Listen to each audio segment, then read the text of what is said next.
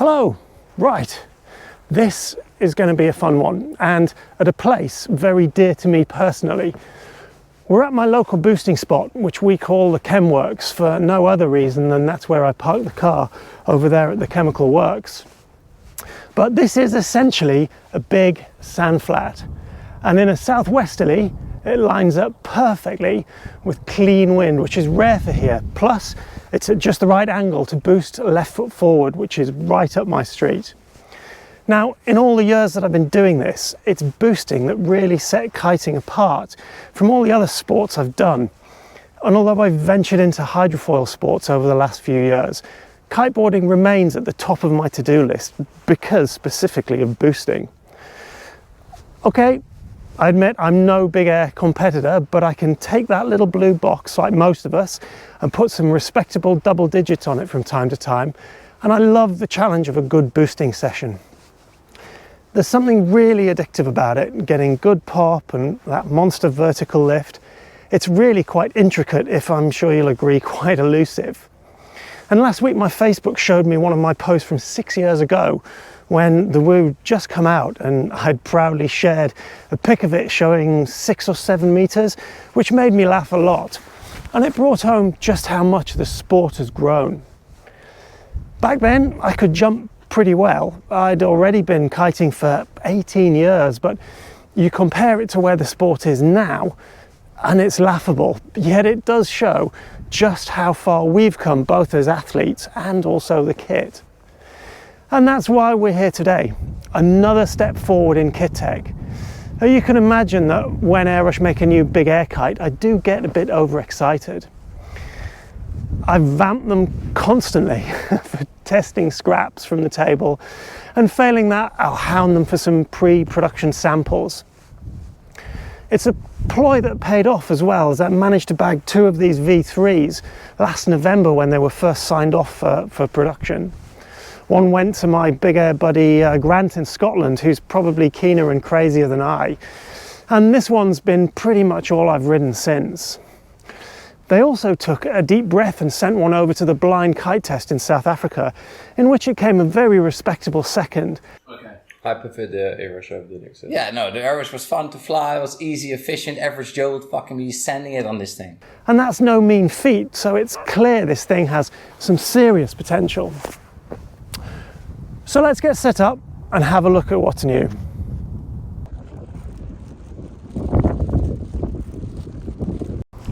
In a nutshell, well, aside materials and the bag, pretty much everything is new.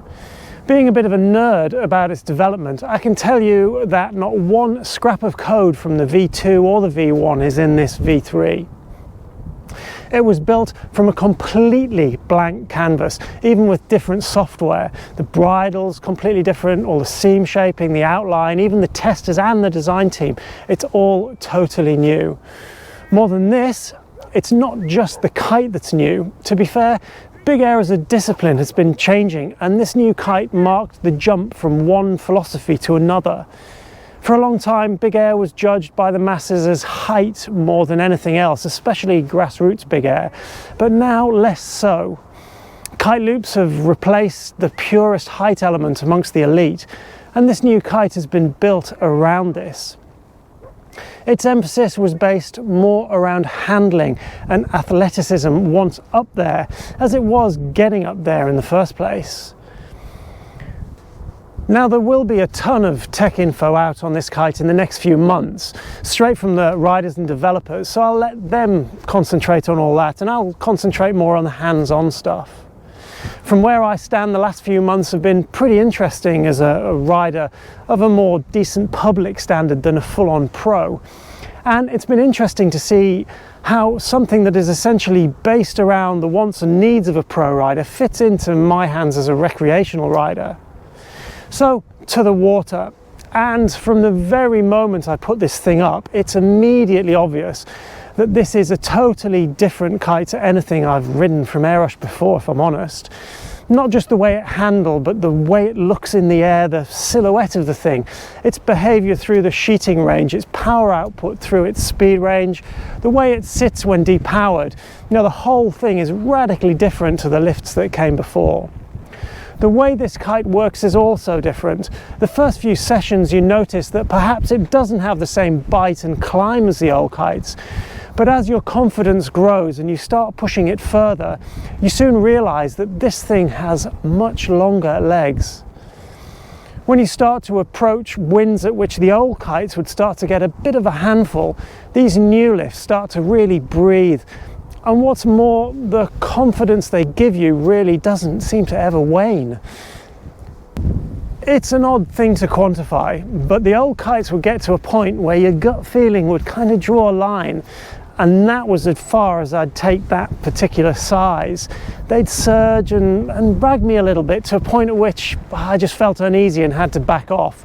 Now, don't get me wrong, personally they took me a long way. The V1 and the V2 both grew my personal bests over the years, but they were the first part of my quiver to wobble and come unstuck. It was the kite that was the bottleneck, I guess you could say. And that is where things on the V3 get interesting. As the weeks passed, my confidence started to grow, and it ended up in 3 consecutive sessions a week or so ago. And the last session of the day had me pinning down the 9 in more wind than I could have ever imagined. And the result was a significant new PB jump. But more than this, for the first time in years, it wasn't the kite that was the bottleneck. For me personally, the new kite unpicked all of the other bits of my kit and technique that were okay before and left me with a new to-do list. My boards needed a bit more grip and my technique needed some more pop, and if anything, I needed a few more brave pills to go with it. But that's a really good thing, and it's really refreshing to have a bigger pair of shoes to kind of grow into. And confidence is a hard thing to quantify. Some days it's there and some days it's not. And if you're in the zone though, you'll know the feeling, and it's where your best riding comes from. The most standout feature of this kite is that unquantifiable confidence, that sweet spot that carries on, and as the winds increase, it takes you right up to those highest power level sessions, and that's where I got to the other week. Tons of stability, tons of control at wind speeds that I'd never before seen on a 9, really give me the ability to attack the power reserves like I've not had. Now, this chat has been very one-sided so far, but the other part of this game is coming down. And like the lifts of previous years, these new V3s turn beautifully in heli loops, just effortless. And you can choose how much power you want through the sheeting position. There's a ton of adjustability, and you get a better feel of where the thing is above your head. One important thing about the bridle setup on these is that you get full steering even at really high levels of D-power, which is really important on the way down if you don't want the thing to surge through the back of the window. You can heli loop the thing pretty much with whatever power you want, so you don't get those back of the window surges that twist you off axis and burn all of your power and glide. Of course, if you do want to slingshot yourself downwind, then the other side of this kite is the looping. Now, looping, to be fair, is something that I personally don't delve too hard into, but there's no doubt that plenty of you will. The loop on these things and the catch that you rely on the other side is exceptional.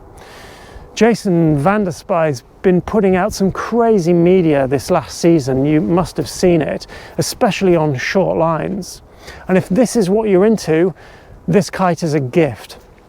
It's been specifically designed to do this. It's got one of the best trios of height, rotation and catch going.